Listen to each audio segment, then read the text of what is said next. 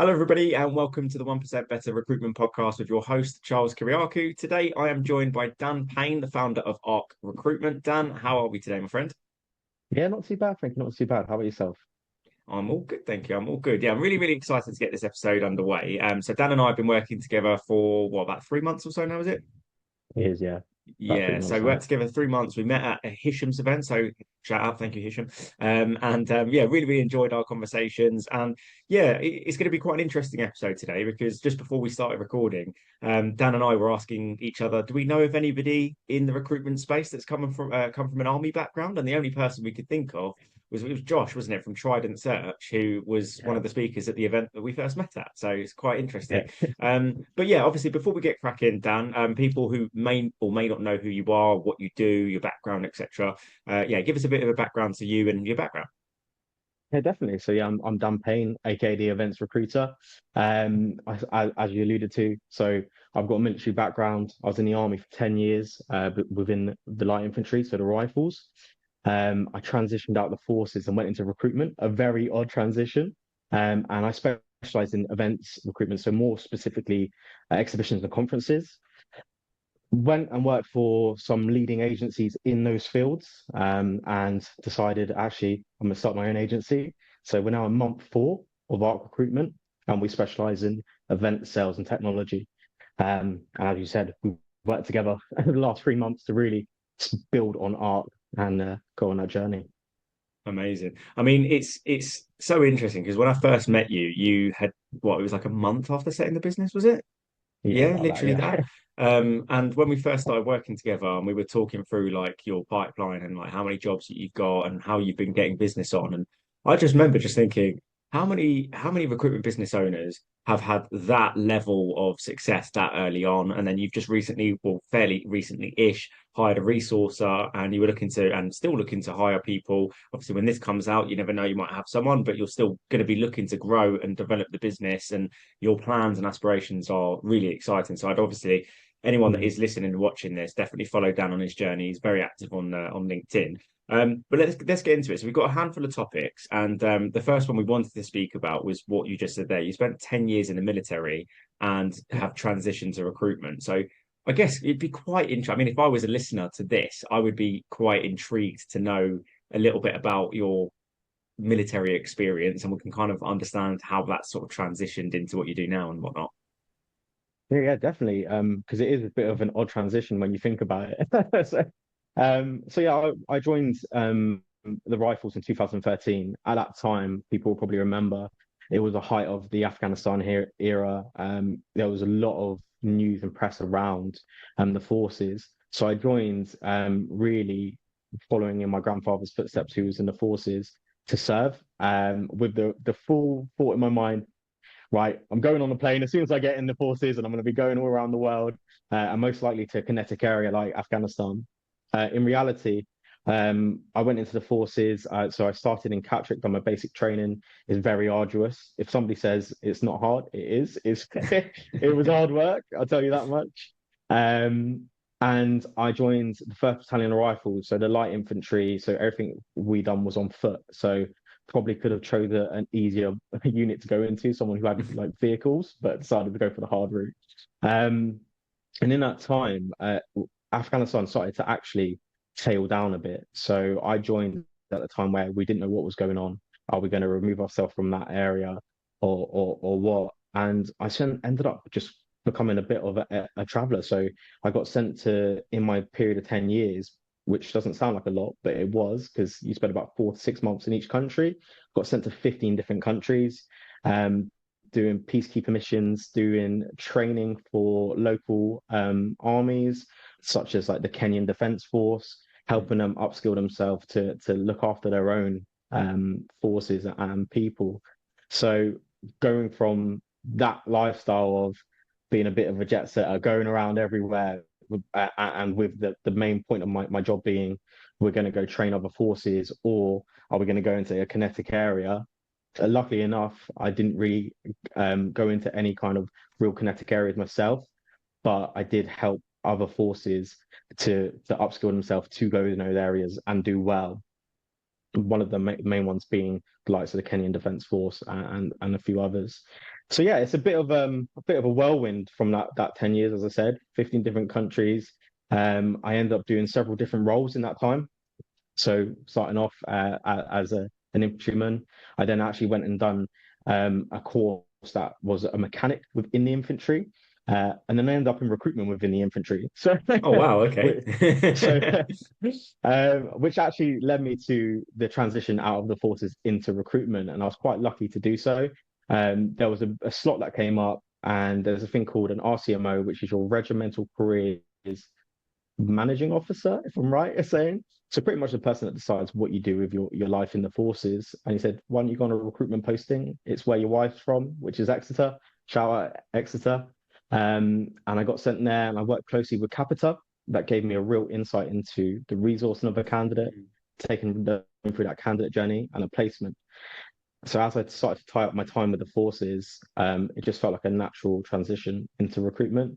And yeah, that's kind of not to ramble on, but my time in the forces that 10 years went from, infantryman, frontline soldier, mechanic at the middle point somewhere to recruiter to recruitment. Yeah, it's so interesting because like there's such a variety of different experiences that you had in the military.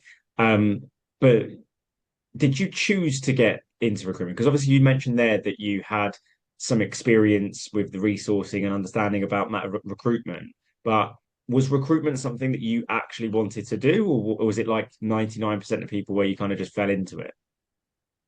Yeah, I would say so. I had good exposure to recruitment from obviously that posting when I worked closely with Capita. Also, shout out to my old man, my dad. He's worked in recruitment for the last 28 years, so I knew it was a good career choice Mm, leaving the forces. But if I'm honest, in a time of transitioning, I didn't know if I was going to go into that route because I was told on my transition out of the forces, well, you're in the infantry, there's only a couple of options for you. mm, Security was definitely one that I got pushed down the route of going for. So close protection or any kind of security role, even at events. mm. Um, Also there was prison officer, police officer, any kind of public service, and that's the transition piece. Which the armed forces want to kind of push you down if you're in the infantry. Mm, There really isn't much engagement to go into a sales role like this, or a marketing role, or if you're a creative, a mm. design role. So, yeah, I didn't, to answer your question, I didn't know I was going to go into recruitment, but when I saw the opportunity and I had a conversation with my mentors at Capita at the time, and my old man, it made sense to go into that as Mm. it fit my skill set. I'm quite a bubbly character. I love speaking to people. I love networking. I love going to Mm. events, and it all tied really well into recruitment. Whereas I think if I was doing security, I'd probably just be chatting the client's ear off the whole time. Probably get fired from that. So yeah, yeah, I didn't know, but it's worked out well. Yeah, nice. From your time in the military, what was one or like can you name some of the most challenging times that you've had in the military? Like some war stories, pardon the pun, but like any sort of experiences that you had were like, really challenging in your time in the army? Yeah, I would say it's like there's physically and mentally arduous. I think there's definitely things that were really physically challenging. So the likes of any kind of patrol competition or anything that we did that was designed to be hard, like the likes Mm, of Cambrian Patrol, which is it's like the NATO patrol competition. If you get a gold, you're amazing. You are the mm. best. So I've done that quite a few times. One rifles, doing that as a patrol soldier, but also as somebody who was facilitating that exercise itself. And that was quite arduous in terms of physically, but mentally, not to get too deep, I would say probably my time leaving the forces was quite arduous. It's it's a brotherhood, Mm, brothers and sisters. You're around those people 24 hours. Where in my camp, you had four bed spaces, so you had four people living in one room, pretty much. mm. So you always had somebody to talk to. And transitioning out, you become very isolated, very lonely. And I have to say, I feel like I'm quite lucky to be in recruitment where I get to speak to people. Mm, And I think other jobs where you're probably a bit more isolated, that might have been a bit harder. Um, and I have to say, unfortunately, with my unit in particular, I've had some close friends and also colleagues that didn't really transition very well from the forces, or they struggled so much with their mentality that and their mental health that they're no longer here, and that's something that affects me. And I mm, think that's, if we're going into like not doom and gloom, mental health is so important, and I mhm, think we need to be doing more as a British public to help soldiers transition into civilian life, especially with their mental health. mm, Um, we just had Remembrance Day, and it's sad to see that there's more people I know that I'm remembering for passing away from mental health than being in conflict. So that's and not to go too deep, but that is mm. definitely something that I think was a struggle, that mentality bit. But in terms of a bit of an insight, a country that was hard work to work in was Belize, because it's in the jungle. Oh wow. So everything's just trying to get at you. So you got mosquitoes. I remember going there, and for some reason they must love me.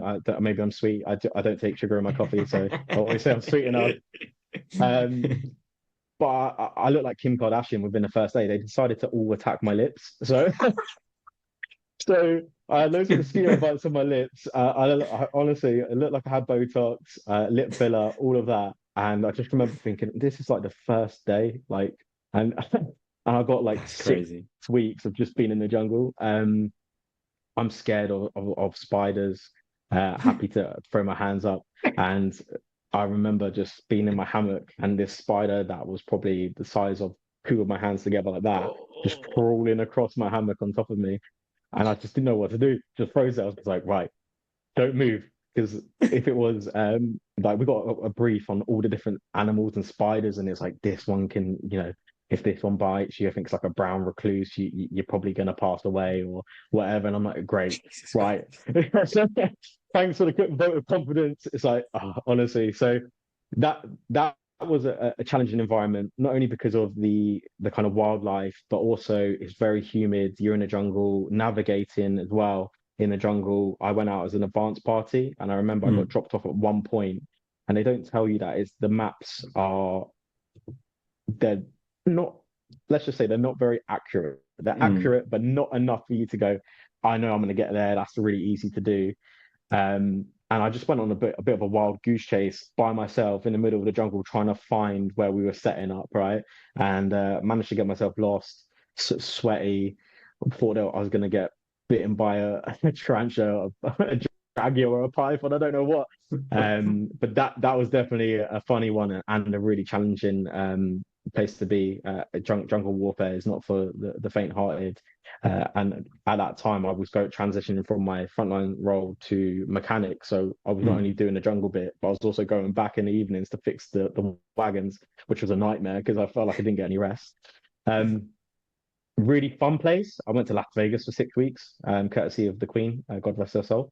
And that was great. I mean, I would like to say that that was taxpayers' money well spent, but it wasn't. Uh, I, I was out on the piss every night with the lads, and we'd go out into the desert the next day, and it just wasn't good for our kidneys, but it was good fun. I'll tell you that much. Man, it sounds like obviously it's hard, right? But it sounds like there are so many different things that you've done. And what I wanted to find out from you, because I want to go back a second to something that you said that's something I'm very passionate about. But I'm going to say this now so I don't forget. But with everything that you've done, I want to kind of dig into the skills, the Mm, mindset, the aspects of what you've just explained and everything else, how that's helped you transition into recruitment. I want to go on to that in a second. But there's one thing I yeah. wanted to go back on because for people listening, watching this now, we're recording this, what, 13th of November. So November is Men's Mental Health Awareness Month. I'm a massive proponent of mental health awareness. I used to do Movember and I used to post a lot about mental health awareness, but I haven't really been doing that as much anymore because I found that a lot of people just post and they talk about it to quote spread awareness, but they do it because they just want to generate likes and things like that, and they don't actually really care. And for me, the thing that really pisses me off is when people try to spread awareness, but they don't offer any form of solution. And I get that, and I've said this on quite a few podcasts. I get that you don't want to be that guy that's saying, I done this for my PTSD and this will work for you. No, that's not what I'm trying to advocate. But when I was at like I would say rock bottom when I was 16 years old, didn't want to wake up in the morning. I was pretty suicidal. Well, I was suicidal. I was actually suicidal. And I would go onto YouTube and things like that, and I just done everything I can to get myself out of that hole. And I tried to Mm. seek solutions, and I seeked people on YouTube and podcasts with people that were offering solutions. So I just wanted to say that part because it does piss me off a little bit when I hear people spread awareness, but then there's no substance behind it. But I don't really have any family members. My granddad on my dad's side was in the military, but I know very well because I listen to a lot of podcasts with ex-military people that things like PTSD is so prevalent for ex-servicemen and women. Um, Mm. what things? I just want to touch on this one thing because I'm quite passionate about it. But what things have Definitely. you noticed have helped?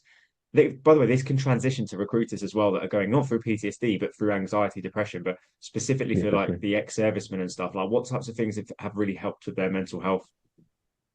Definitely, no, no, no, exactly that. It is, you see a lot of it, people saying this, spreading awareness, but giving advice to actually what could benefit you is so important. Um, if I'm honest, like I'm quite open about it. So I went through therapy last year, Mm. and I went through EMDR therapy, which is like touch therapy. And at that time, if we go back, I was, and it's hard to say, but I was probably at that point, 16-year-old you, where I was like, I don't know what to do. I was doing Mm. really well in life. I was earning great commission at work. I was the best I was ever doing, but I was really struggling with my mental health. And EMDR therapy was something that I accessed through TalkWorks, and that's an Okay. NHS. It's an NHS service, so there is a waiting list, and it's something to speak to your GP or a nurse or practitioner about. But TalkWorks, they put me through to EMDR therapy, and when I done that, which will shorten it down to touch therapy, it really let me let go of all that weight that I was holding, and Really? it I have to say it. Uh, I'm happy to say I'm not a guy that cries. I cried on the therapy, and for some reason, it made me Mm. feel great. Right? So It's I was weird, like, by the great. way, isn't it? Yeah, As blokes, we yeah, just don't cry. I had therapy 2 years ago, and on like the second session, I cried my eyes out, and I felt so much better. I was like, why don't I do this more often? yeah, yeah. Exactly. It's like that's what I thought. I was like, I should probably cry a bit more, but no, it really is. It's like that was something that helped me. Fitness is something that I think is really beneficial as well. Mm. Going out in nature, going for a walk down the beach just to clear your mind and just have some time to respite from what's going on, all that noise in the background. Fitness I find is really good, especially if you do something quite arduous, like CrossFit or like a circuit, because you're not focusing on all those negative things that are in your mind. You're Mm. focusing on surviving. Yeah. And it's funny that your body, although you might feel like the world and everything's negative right now, but as soon as you put yourself through something that's really tough and arduous, like a circuit or CrossFit, you're like, I just want to survive. And then Hmm. everything feels much better. So, Oh my God. um, You're yeah. so true. I spoke to a guy who I used to train Thai boxing with this morning. He's like 18 years old. He's doing videography, and hopefully by the time this comes out, he'll be working with me. But who knows? Amazing. But yeah, he was saying, I saw you on your Instagram. Are you still doing your cold plunges? I was like, yes, and they suck. And I do it for Yeah. exactly the reason what you've just said there, Dan. Because every single morning, I like this morning. It's like again, we're in November now. It was 5 degrees where I am. I put Mm, one toe in that water. I was like, what are you doing? This is just torture. And then I dunk my head in and then get back up, put my hands on the side, take 3 deep breaths, put my hands underwater, and then just close my eyes for 3 minutes. And it's hell. I mm. hate it. Every single time I'm in it, I hate it. But the minute you get out, you've done something so horribly hard. You've been in that fight or flight. You can't think about anything else for 3 minutes, and you get out, and everything else is so much easier. Honestly. Yeah. That's exactly it. Those are the kind of things that I think would benefit people is like even for myself, like I'm going through a rough injury. Like I've got a couple of surgeries booked in, as you know. Mm. So I can't really do as much fitness as I'd like to. but still going on that that walk, or sitting on a bike in the gym, Mm, it really has benefited me. Also talking, like mm, that's, as I said, talk works. You're speaking to a therapist there, but talking to your mates. One thing that, I won't say who it is, one of my close friends that I was in the forces with, we both left at the same time. mm, I didn't know that he was struggling with his mental health. He didn't know I was struggling with my mental health. One day we just sat down, had a pint, and we're like, "Oh man, I'm really struggling." But and it was mm, talking about the people that we've lost to mental health. mm. So I'm really struggling with thinking about them right now. And going back and speaking about that, it almost felt like actually you've got somebody else in the fight with you. You've got someone Mm. else that's in your corner, and you're both battling these demons. So one thing I'll say is, anybody listening to this or anybody watching this, if you're ever struggling with your mental health, reach out to your colleagues, friends, peers, and your family. And if reach out to me, reach out to Charles Mm. if you need somebody to speak to, because there's people that are out here, and we much rather speak to you, have a coffee or a beer, than see a post on LinkedIn or see a post on Instagram that you're no longer with us. So stay in the fight, 100%. and tag us in the fight as well. We'll fight with you.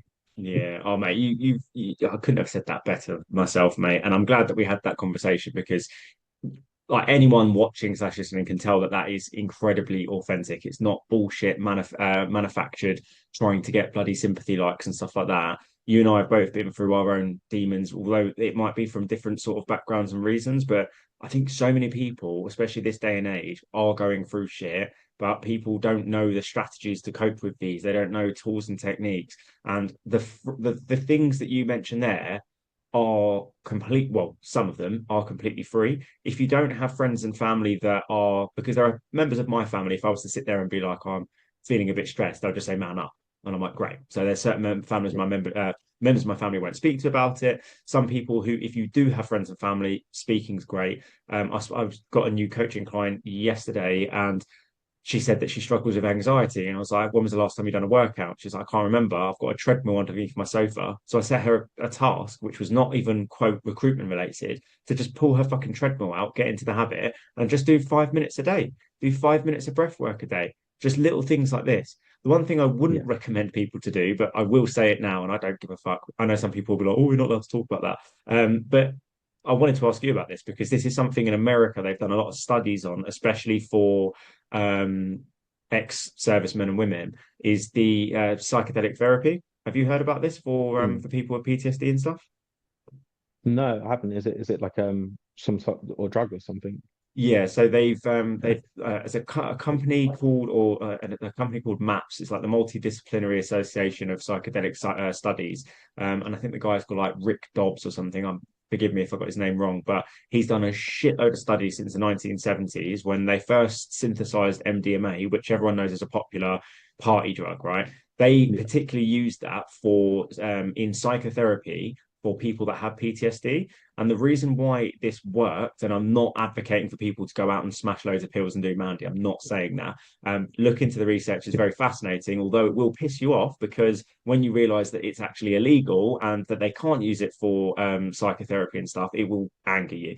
But basically, what happens is with that particular substance, there's a part of your brain that is responsible for regulating your emotions. So if I was to say, think of the worst possible day that you can imagine, you would have all emotions that would associate with that being really, really bad. So when the psychologist or the psychotherapist administers the MDMA to the soldier and they go, right, let's go back to that date on the 1st of November in 1999, what happened? And they go, right, so my bestest friend in the whole wide world was hit directly with an RPG. And they go, right, how does that make you feel? And he goes, really weird. I don't feel any type of negative emotion about it because he's got so much serotonin in his brain that he can now think and talk through this with them, whereas before they weren't able to talk about it. So Yeah. it's a really, really again, I'm not advocating for people to do that. And the other thing as well is obviously I suffered really, really bad with anxiety, insomnia, depression, and things like that. And especially during COVID when things were like really, really bad and we were like locked down in our houses and stuff. I had an experience with basically my mate went to Peru and he went to go and do like a ritual with a shaman basically, and he done like mescaline, Right. which is like the cactus, and Yeah. it's like a powdered form, and they make you a tea, and they do like a ritual. And I kept in touch with him, and he sent it to me in the post. We were always open about like our mental health, and he was just like, try this, make it into a tea. I told my mum I was doing it, and I was like, it's an old ancient psychedelic. My mum was like, is it legal? And I was like, well, he got it from Peru. He done like a thing with a shaman. She was like, okay, let me know how it Amazing. goes. And this was at the time when the whole riots were going on after George Floyd and everything like that. And Yeah. at that Oh, yeah. time, my mental health was like the worst it had been since I was like 16 because I wasn't able to leave the Mm. house. You were talking earlier about being isolated. I wasn't speaking to people. It was just really, really bad. And after that experience, I won't go into massive detail about this right now, but it completely changed my perspective on it's why I'm doing what I do now. Like Mm. genuinely, my ego, where I want to be successful and earn loads of money and blah blah blah, just shattered that. And I just before I think when you work in recruitment, sometimes you can see people. I don't know. There's just an ego thing in recruitment, like I'm better than you, I earn more money than you. It just shattered all of that, and I just saw people for just human beings, like genuinely like proper human beings. And it made me so much more like emotionally tuned in. And like that side of me that was like really, really caring was just massively amplified. I can't really explain it. And as soon as that experience finished, because it was 14 hours done. It was like Oh, it was wow. a really, really like Intense.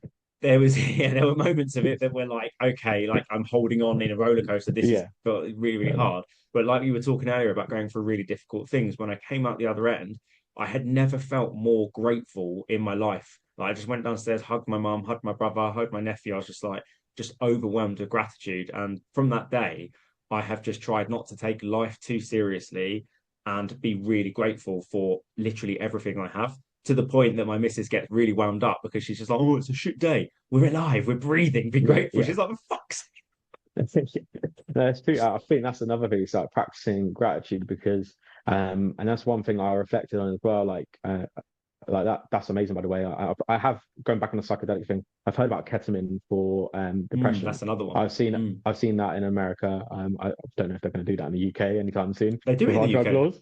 Aren't They they? do it in the UK. Amazing. They use Fair play.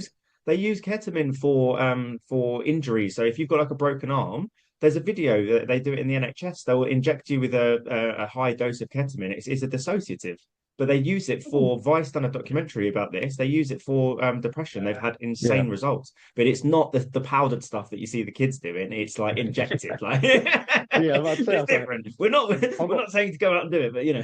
yeah, I've got my surgery soon. Might be like, look, I've seen this thing about ketamine, right?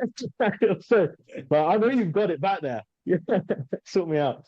But going back on that point of practicing gratitude as well, and like being grateful for life, and that is so relevant when I think about the countries that I've been to, and I reflect on it when I was going through that tough period last year.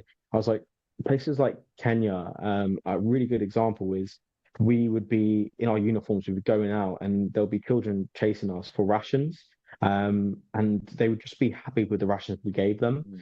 They were also addicted to things like glue, and you're looking at 4 or 5 year olds that are addicted to glue, and you think, how lucky are we that in the UK right now, there's I have children, and my kids will kick off if they don't get a toy in a Happy Meal, right? Let Mm. alone am I going to eat today? In fact, my I don't care about eating. My addiction is so bad. At 4 years old, I just want glue.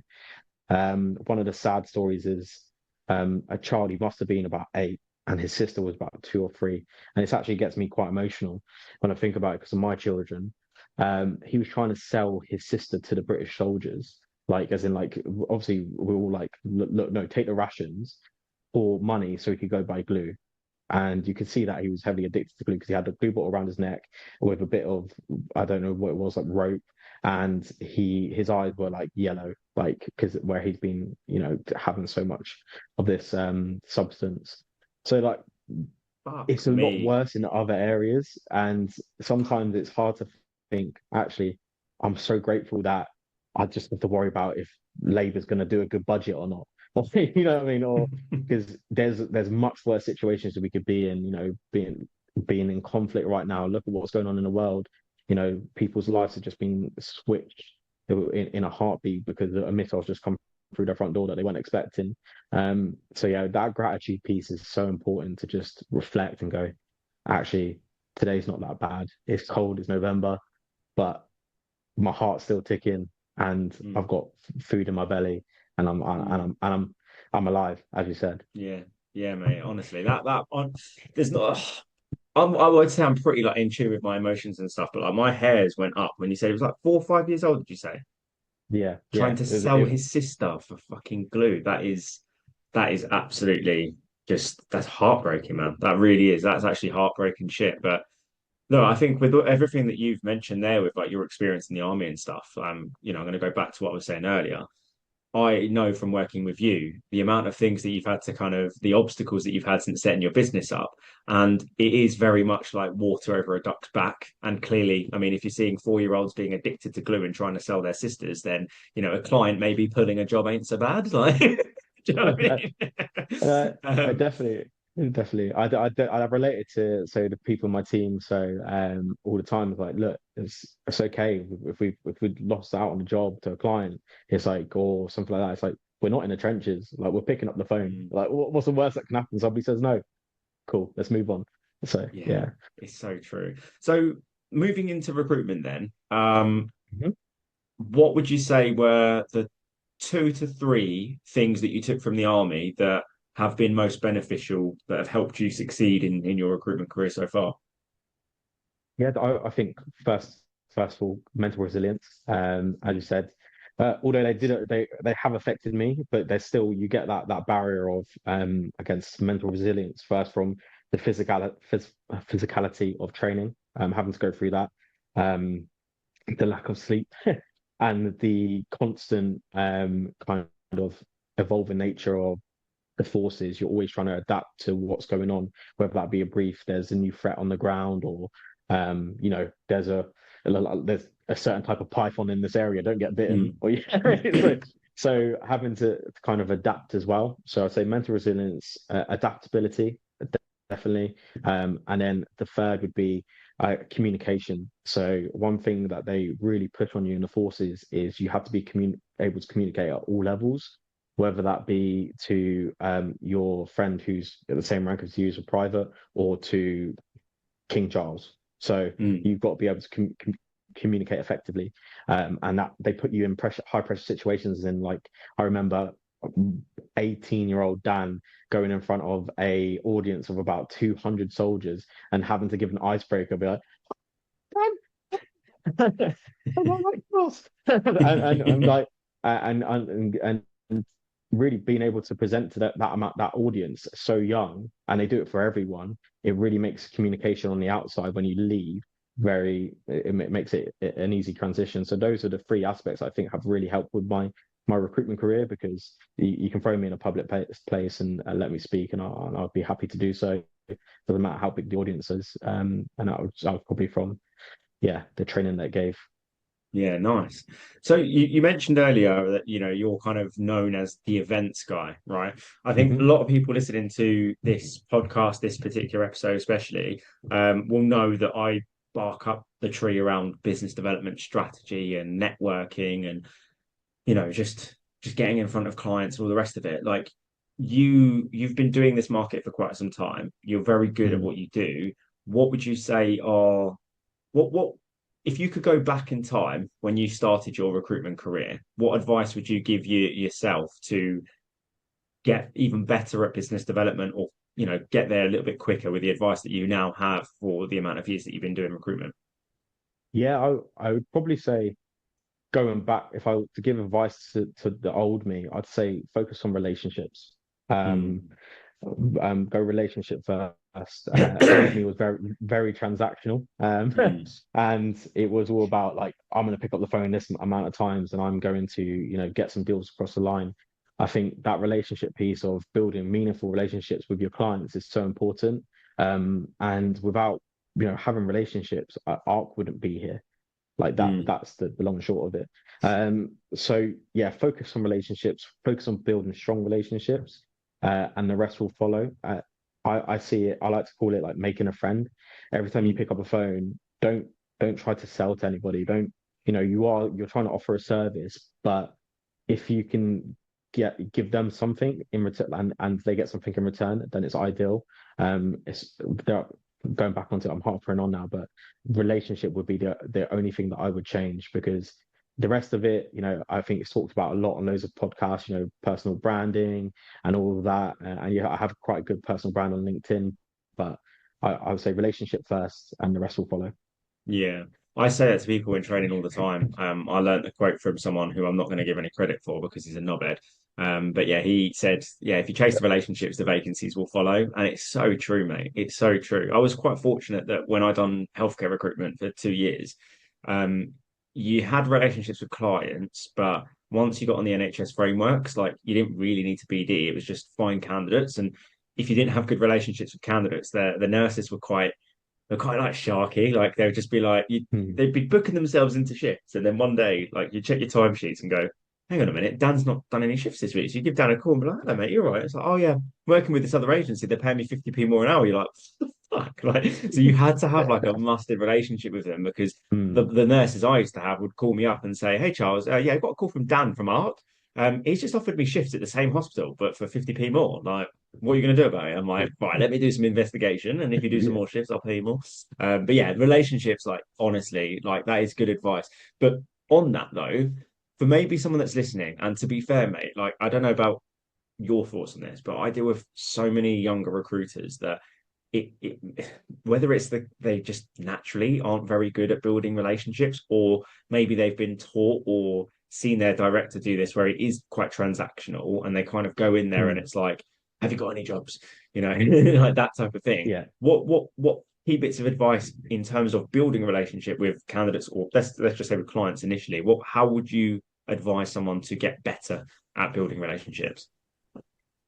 Yeah, so at the end, so we're providing a service in recruitment, and I guess if we were going to go, like, you're not very good at building relationships, and it's going to take some time to really break down that door, is proofs in the pudding. So have a quality, and I don't like to say this, but it is true. People are our product, so have a quality product. So if you're going to the market for, I don't know, a nurse, as you said, and you've Mm. got a level three qualified nurse, I'm making stuff up here. You can correct me if I'm wrong. and and they're looking for a level five. You're not going to break down that door with a level three nurse. You go Yeah. with that level five that they're looking for, and that candidate, you've got to have that relationship with that candidate. So, like, it's still, although if you might not be a good rapport builder or a relationship builder, know your market, know your product, get to know your candidates. And I like to become quite personally attached to my candidates, to like Mm, that I'm actually going out, I'm going to get you a job. Like, I'm doing this for you. mm. Like, like, as I said, you make friends. I'm your friend now, and I'm helping a friend out. I'm going to get you a job. So get to know your product, get to know your candidate really well, take them to the market and to those clients. And if you can't build that rapport with them through just natural means in terms of communication, being a good person who's, just being a good person and giving them the best service possible is going to build a good standing with them anyways. They're going to be like, well, you're good at your job. So you have a good rapport there just from that element. And then you can start building a relationship. I always like to bribe my clients with donuts. They know it well. They tell me off every time I go. They're like, Dan, you're going to give us diabetes. Stop it. So, worst case scenario, take donuts. Yeah, That's my biggest takeaway. Yeah, just take bloody donuts. Yeah, you can't go take wrong with donuts. donuts. I used to do that when I used to go to Yeah. hospitals. And one time I had I'll never forget her, this lady called Yvette from the Hearts and Essex Hospital. And I built a relationship right with her. She was like the ward administrator. So she had like the Mm. book to see who's doing the shifts and stuff like that.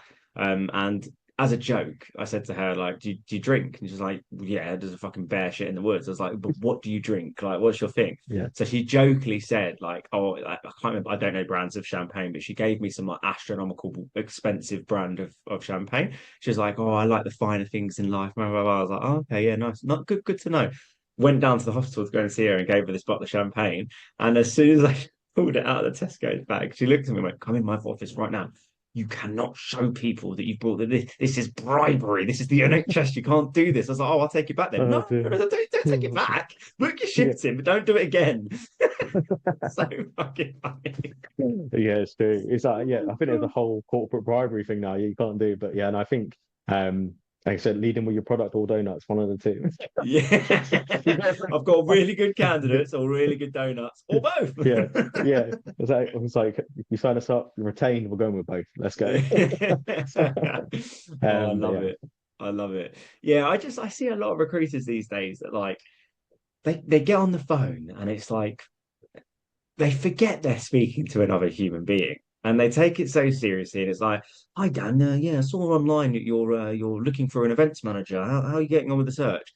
Immediately, that client just goes, oh, another fucking yeah, recruiter. Brilliant. But like what you're saying there and just going in and actually being a good person, showing that you're different, showing that you care and having a good product, you just immediately separate yourself from the thousands of other recruiters that are begging the client for jobs, right? yeah, exactly that. And we're moving back to, I'd say, we're going a bit, we're futuristic now, but pre-pandemic, people were face to face going into meetings, and I like to go and meet my clients face to face. Inside, I live in Exeter, so in Devon, and a lot of my clients are based in London. So I'll jump on a train that's 3.5 hours long to go see them, and they could be a potential client that they haven't signed up. There's no revenue there for us at the moment, but building that face to face relationship and the pressing of the skin of that handshake, you're putting a face to a name, you're putting a face to a brand, and you're actually showing I'm a human being.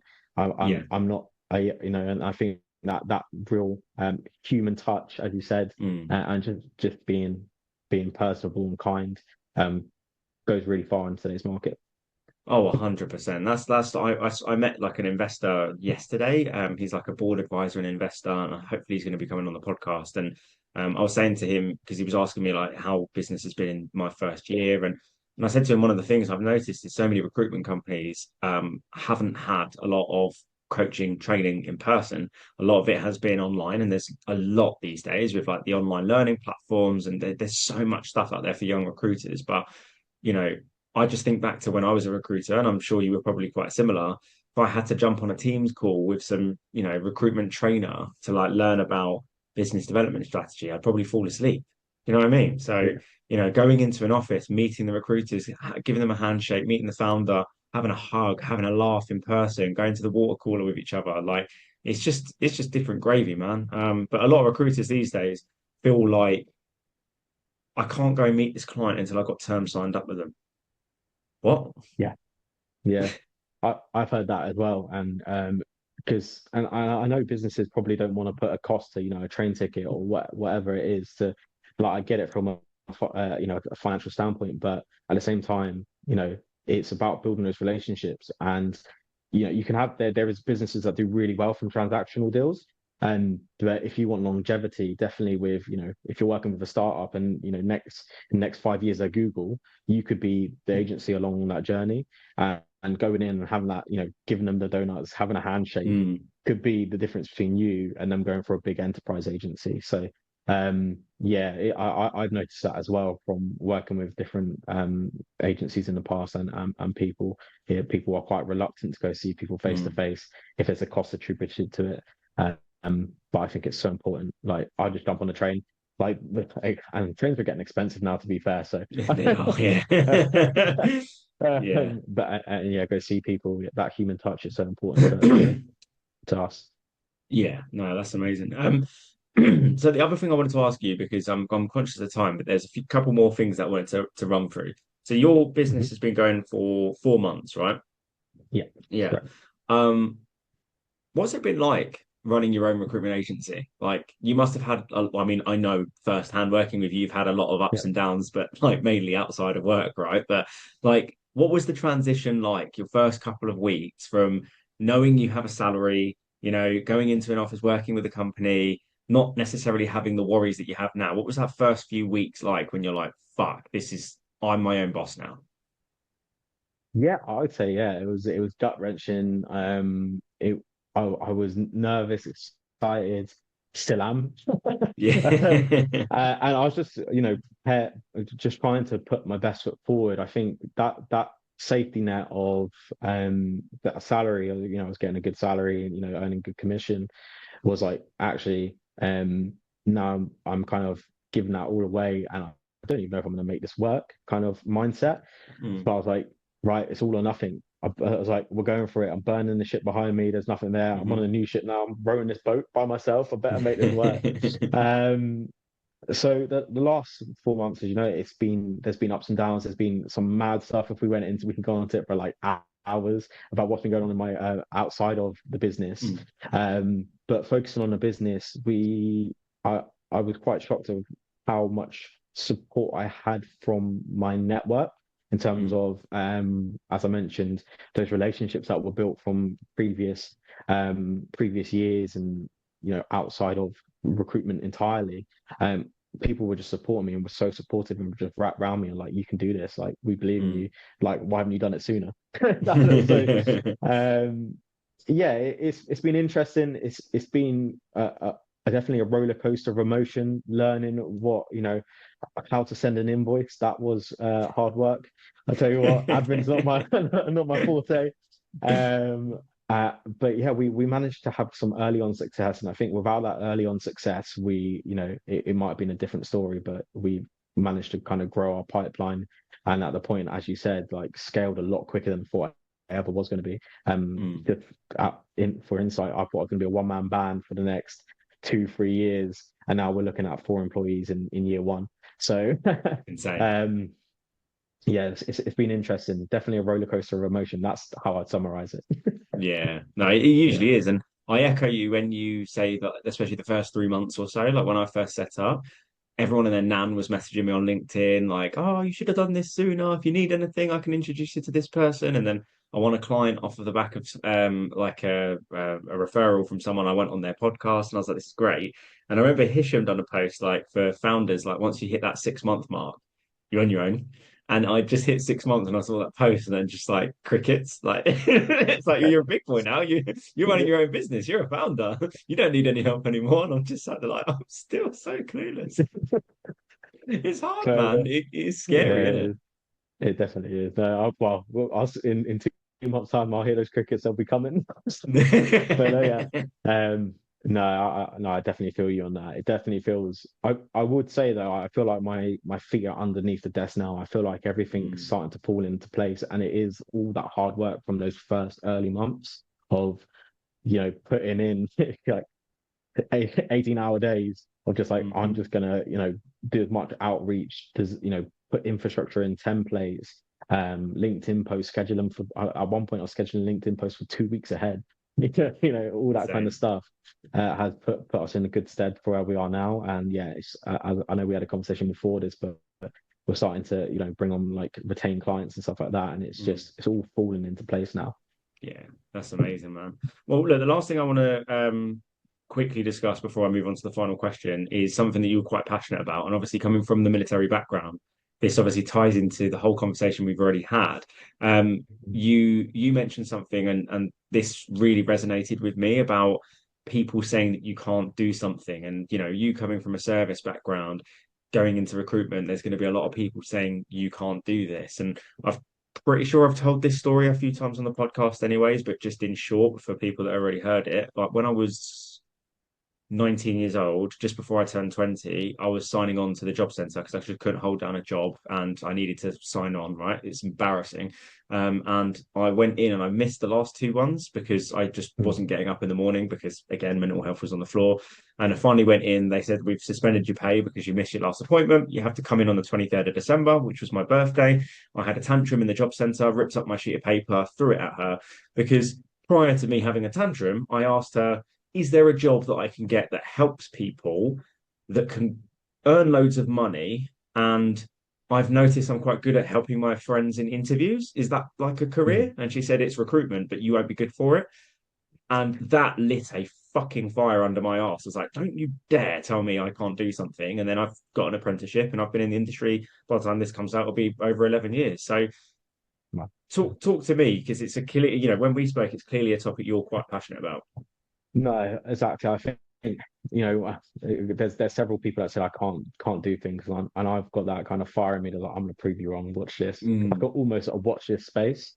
What one thing, even going into the forces, so and I'll have to admit, I was a chubby kid at 16. I was Mm. really overweight, and I went to the forces the first time, so the Armed Forces Recruitment Center. They done my BMI and they said, you know, you're too fat to join the army, like you can't Jesus join. Christ, And savage. I was like, all right, watch this. 6 months later, I came back. Um, so I think I was like 110 kilos at the time when I weighed in. Like I was really chubby kid.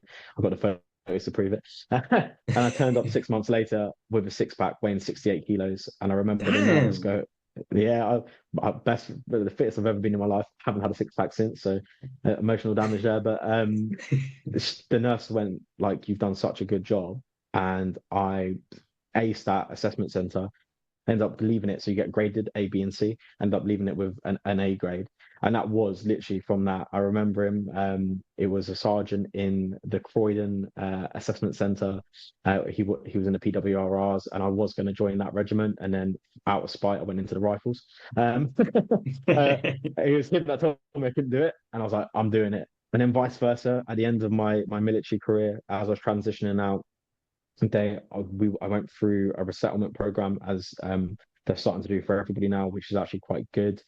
But we sat down with a careers coach, and everybody else there was like engineers, Mm. like some of them were like fighter pilots, and it's like you can be like a project manager to these people. And they Mm. said, yeah, Dan, so we've got you know, security, close protection, prison officer, police officer. I was like, I don't want to do any of those. It's like I've just done 10 years of like technically like that skill set. And so I was like, okay, well, yeah, I'm not sure that's for me. And it's like, well, you can't do anything else. You're in the infantry.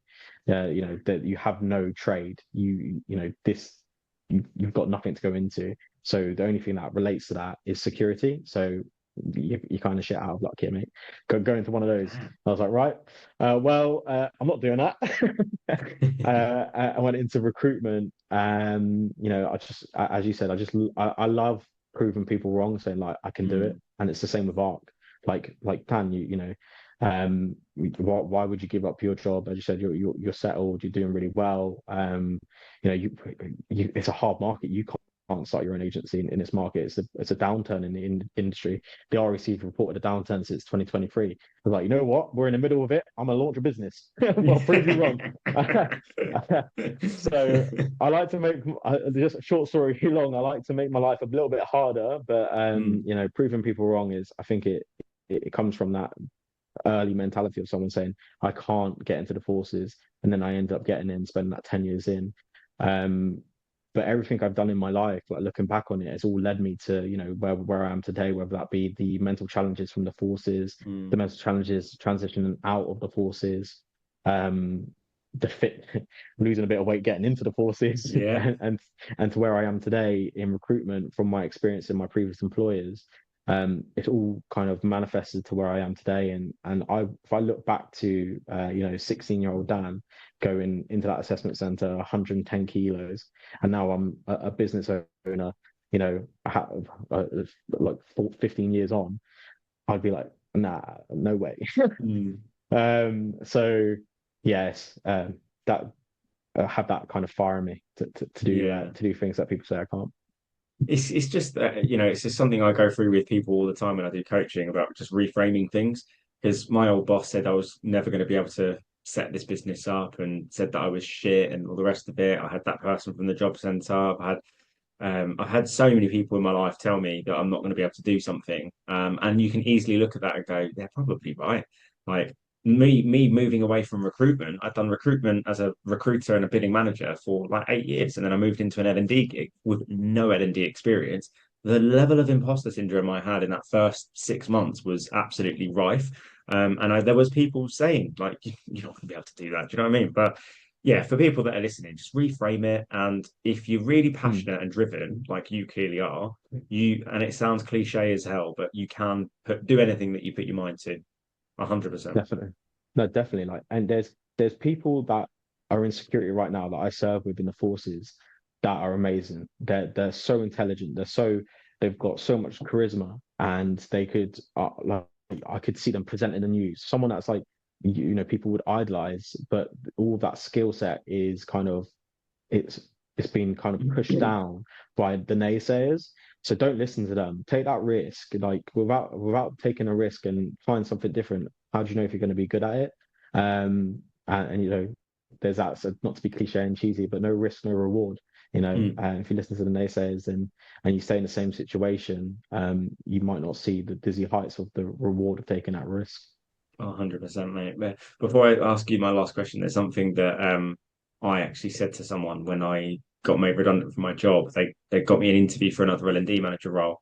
And I was just like, I'm gonna do my own business. And they were like, okay, well, just interview for this job just in case like the business doesn't, go off well because the Yeah, market's a bit bad and like, it might not be the best time to set up a business. And I was just like, mate, I'm going to burn the boat behind me. It is going to work. I can't even think about it not working. Like, sure, I'm going to think about the threats when I do my SWOT analysis of setting up a business, of course. But there's being realistic about things that could go wrong and actually thinking it is going to go wrong. And I was like, it isn't going to go wrong. There are going to be hurdles. Anyone that sets up any business, even if you set up like if you're a recruitment consultant in your first year, there are going to be things that are going to go wrong. You're probably not going to earn as much money as you think you will in year one, but the worst situation I think you could be in is lying on your deathbed and go, I had a really nice pension, I lived a comfortable life, and I've got a lovely family, but I wonder what would have happened if I actually took that risk. Hmm. yeah, Do you know what I mean? That for me is like exactly. that scares the living fuck out of me to think what if I didn't do that? What if I didn't pursue something that I was really passionate about, that was like a dream of mine? That's a scary thought for me. It's the worst case scenario for me as well. I'm like, I just want to take the risk, and it's going back onto that. It's like I have a young family. I've got four children, which is a lot for my age, I will say. Yeah. But How old are you? You're 29, right? yeah, 29. Yeah. 29 with four children. Mental.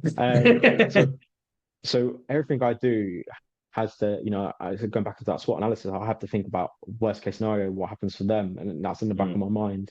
So it's exactly that is like that mindset of I'm just going to push forward. Like it's not going to go wrong because I'm not going to mm. allow it to go wrong, and that's where that kind of mental resilience comes in. So yeah, no, definitely burn that bridge behind you guys if you're looking to take a risk and just go for it, full steam ahead. And worst case, if it doesn't pan out, well, at least you know it wasn't for you, right? There we go. Couldn't have said it much better yourself. If you've given it your all and you really believe in yourself and it still don't work out, then fair.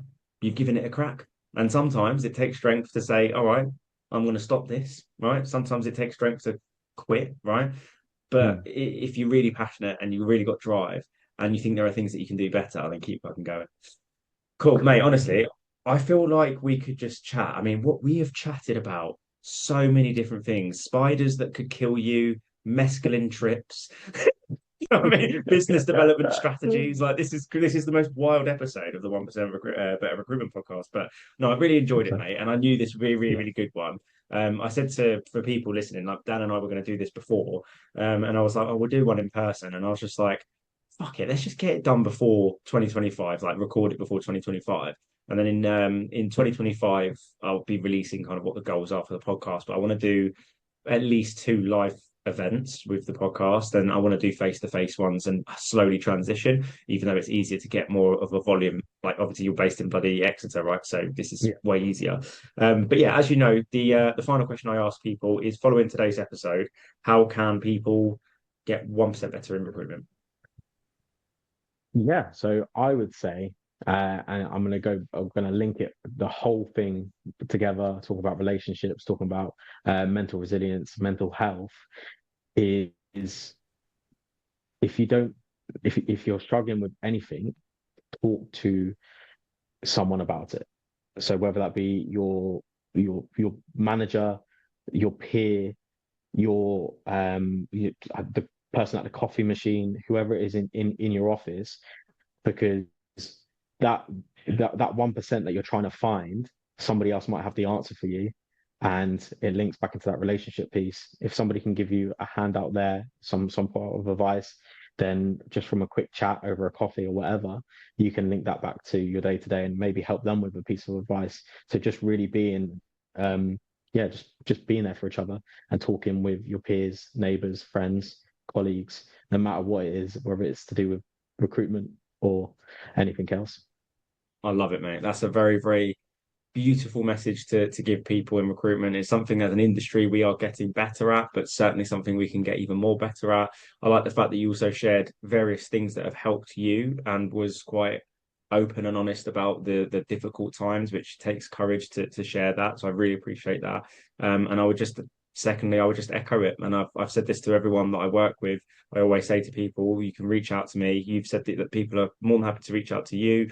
So yeah, just speak to people and you'll be surprised, man. Like you'll be surprised when you just vent something off your chest for 60 seconds and then you realize actually that wasn't that deep. Or you go, actually, this is something I need really real like proper help with, and then you go and seek professional help, etc. So get talking. I like it. Yeah, and I definitely get talking. Talking helps. Amazing. Cool. All right, Dan. Thank you very much. So anyone that's made it this far, we're on Spotify, Apple Podcasts, YouTube. So like, comment, subscribe to the monthly newsletter. So once this has come out, we're on over 1,000 subscribers on the newsletter, which is amazing. We're on over 100 followers. Whoa, 100 followers on the LinkedIn page for the 1% Better Recruitment podcast. This will be coming out in 2025, so there'll be huge plans for 2025 for the podcast and for things that I'm going to be personally doing. Follow Dan on LinkedIn. Follow Ark Recruitment. Follow his journey. The business is going in an amazing direction, and you're looking for remote recruiters, right? Or ideally in the southwest, Yeah, but remote yeah, recruiter. So if remote you're a remote recruitment. recruiter, you don't even need to have events experience. I've met some people from various different backgrounds. Reach out to Dan. He's an awesome guy. And thanks again, Dan. It's been awesome. Yeah, cheers for having me, Charles. Really appreciate it. Nice one.